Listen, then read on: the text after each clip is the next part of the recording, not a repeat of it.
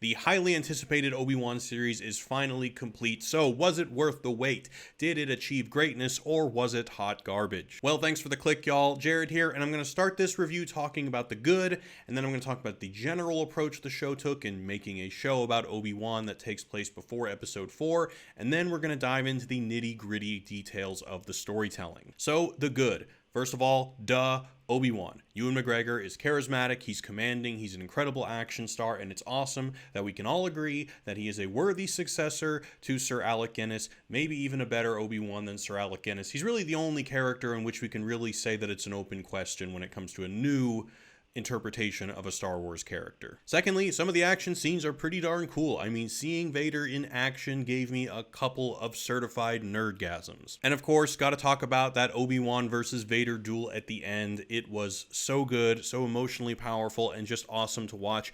I mean, there's an argument to be made that the brief moment of Vader peeking through the mask, his voice wavering between the James Earl Jones voice and the voice of Anakin Skywalker while Obi-Wan apologizes with tears in his eyes, there's an argument to be made that that moment, while the last shred of Anakin Skywalker forgives Obi-Wan, justifies all the criticisms that I'm about to make about the show.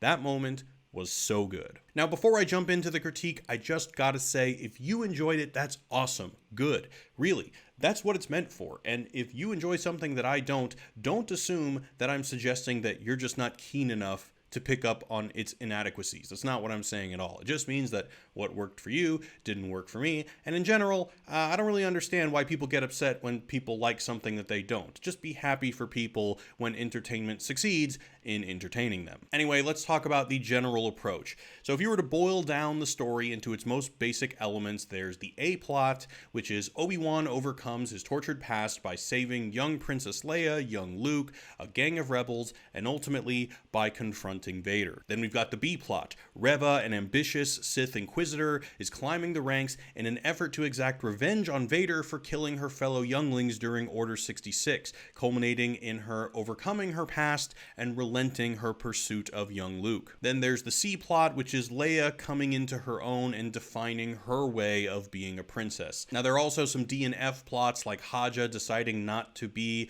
a scumbag fake Jedi, but I'm gonna skip those because there's just not a lot to say. Now, before we get into the execution of these plots, I just want to take a second to discuss the decision to include young Leia, young Luke, and to introduce a new main character who is defined by the events of Order 66, especially when doing so compromises so much of the continuity in the lore that other YouTubers have done a much better job than I could on pointing out.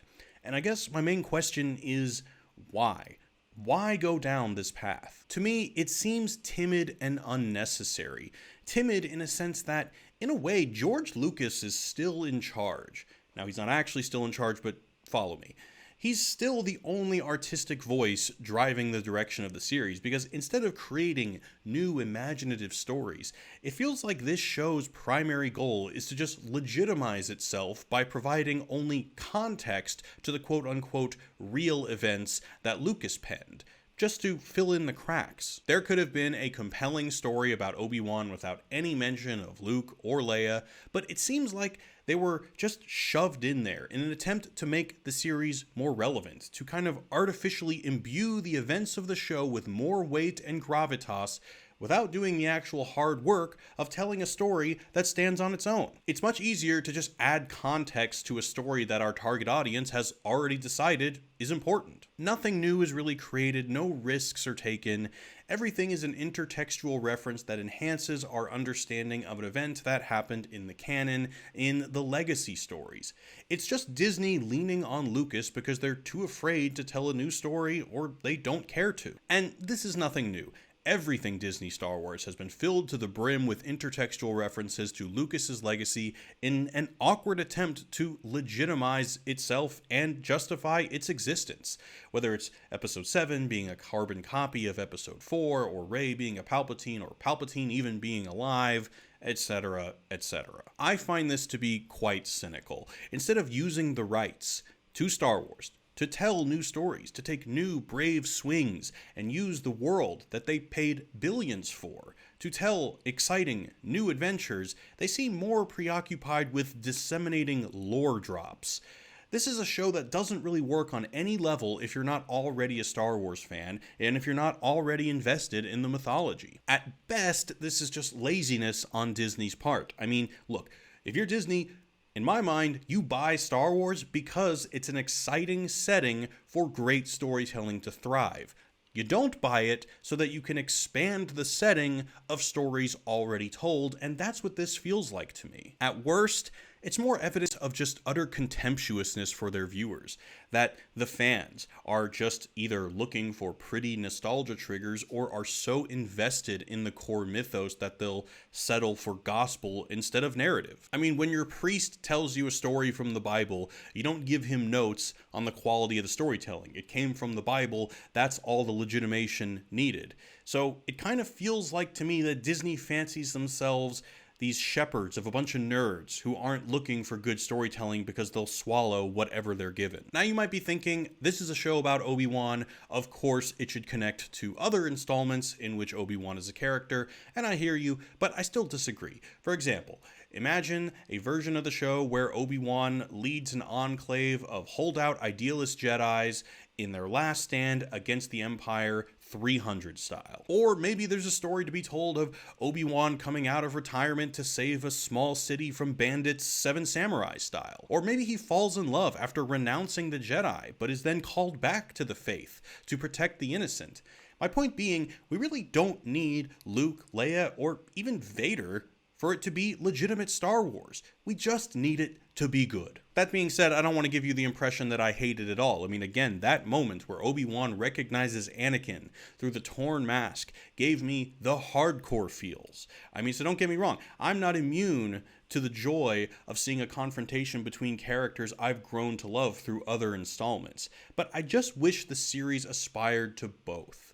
To be a good story that stands on its own merits and a show that gives the fans more of what they loved. Just lore drops without graceful, compelling, well-paced, and universally applicable storytelling is like lyrics with no melody. The plot is only important in as much as the storytelling accompanying it is good. Okay, so now let's move on to the plots more specifically. Let's start with Obi-Wan. The idea of him overcoming his past and being thrust back into action as his arc is a good idea.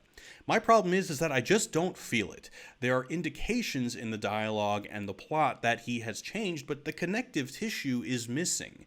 The dramatization, the confrontation with conflict that produces that growth is totally absent for me. I don't know how or why he grows. I just know that he does because the show very clearly indicates to me that he does. So, for example, he starts off struggling to use the Force to lift a 10-year-old girl, but by the end, he's more overpowered than we've ever seen him. Now, why did this happen? What changed between the two skirmishes that he had with Vader? Was he inspired by the sacrifice of Tala? I mean, I personally felt nothing when she died. Did he all of a sudden realize that the Empire is bad and that it will stop at nothing to snuff out dissent? I'm pretty sure he knew that all along. So where is the actual growth? Does his conversation with Leia provide the growth? I mean, it seems to me that most of the conversations between them were in service of her coming of age as a warrior princess. Also, in the finale, he says he needs to destroy Vader, that one of them is gonna die. But then after winning the duel, he doesn't kill Vader. Why?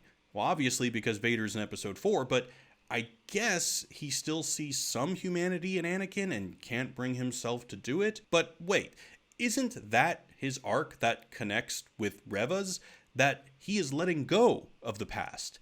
That he fully accepts that Anakin is Darth Vader now. So if that's the case, then why didn't he kill him? How does Obi-Wan letting go of the past connect with him telling Owen that Luke should just have a regular childhood and that the only protection that Luke needs is from Owen? I mean, where did this come from? How does a Sith hunting them down in the middle of the night inform that choice? They effectively, Uncle Owen and Aunt Beru, they effectively failed to protect Luke, and Luke is only alive by virtue of the fact that this Sith had a last-second crisis of conscience. Again, we see Obi-Wan change his mind, an indication that there's growth or change, but it's not evident as to why. So it seems like the show is paying lip service to there being an arc, and that the events taking place in the show are changing Obi-Wan, moving him towards action, and allowing himself to heal from the past, but it's just not clear how this change is happening. It seems like we're being forced to take it as face value by virtue of the show getting close to the end. Now, regarding how this connects to Vader,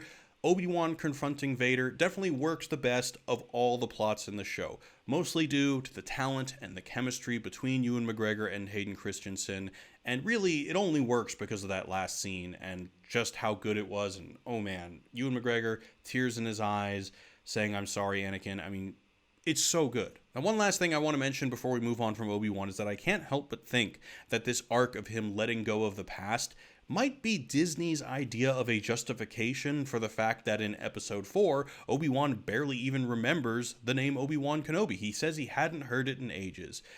And I think it's because they expect us to believe that him and Qui-Gon are now going to go on the grind of learning to let go of the past, and that he's actively forgetting for the next 10 or so years. All right, now let's move on to the B plot, Reva.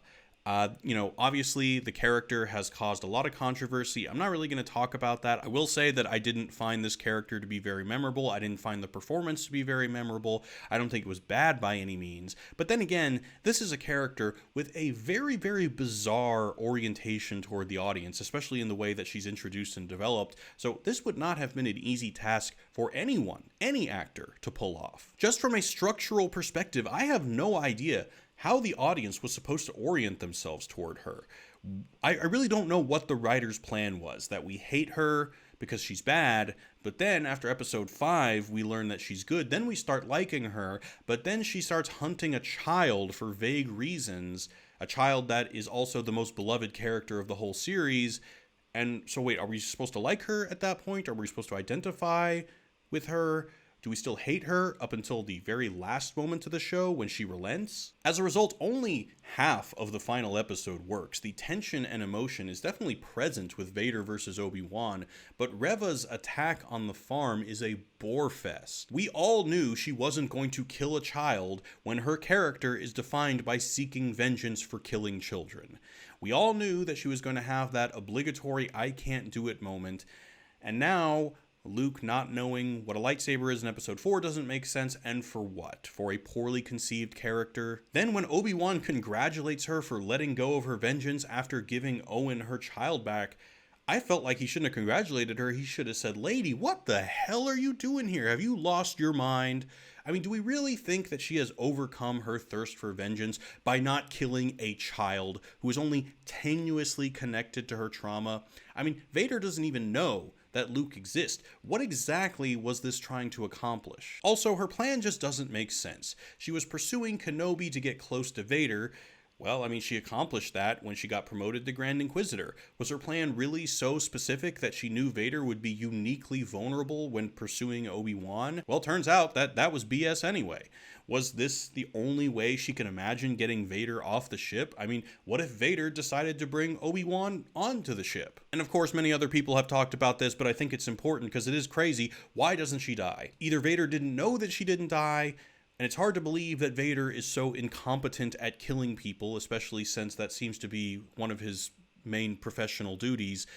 But why would Vader spare a traitor assassin? This connective tissue that allows us to identify with the character's decisions is so important. If we don't understand their decisions, we can't empathize with them, and then we don't have good storytelling. We just have a bunch of events on screen that we're told that we have to accept at face value. By the time she lets go of her past, the inner logic of the narrative has already fallen apart so many times that I was just like, whatever. Sure, I see what you're going for.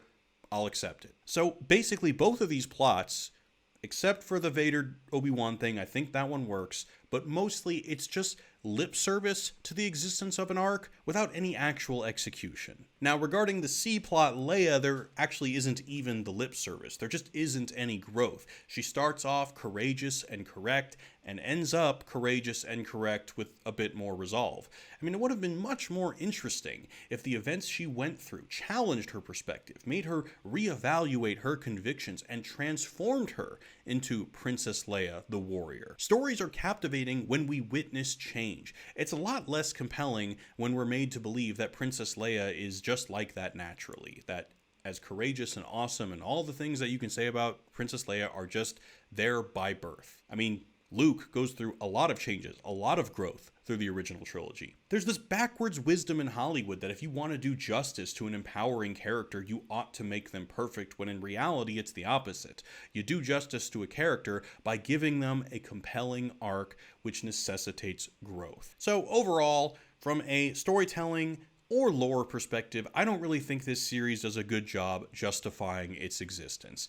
Really, I'm having trouble finding a reason to like it beyond seeing Ewan and Hayden back in costume. And don't get me wrong, having Ewan and Hayden back in costume is pretty cool. And that's a better justification for existing than any of the last 4 Jurassic Park movies. So I would agree that the show is better than nothing. I'd certainly prefer to have that final Vader Obi-Wan scene than nothing at all. But if that's really the most that we can expect, we've really all become battered fans with depressingly low expectations, having accepted a version of Star Wars content that is just happy to drown in the shadow of its own legacy. Anyway, that's it for today. Hope you guys enjoyed the review. Hope you guys enjoyed my last video on philosophy of belief and how it connects with Star Wars. I want to remind you guys that I'm playing Dark Souls 3 on Twitch. You can check the link in the description. Also join my Discord, really fun community. We're watching movies together. Also on July 3rd, we're doing a book club on this book, The Listening Society, a book about metamodernism with, modernism, postmodernism, and then metamodernism comes. So I really recommend picking up the book. And if you want someone to discuss it with, we've got a whole community there of people that are looking to discuss this book. And also it's very approachable. If you're afraid of cryptic philosophy books that are impossible to understand, this is not one of them. So consider joining the Discord, consider joining the book club. We're going to have a lot of fun. Anyway, I will have more content up on the channel. Don't forget to subscribe, join the Twitch, join the Discord. Links in the description. And as always, thanks for watching, guys. Peace.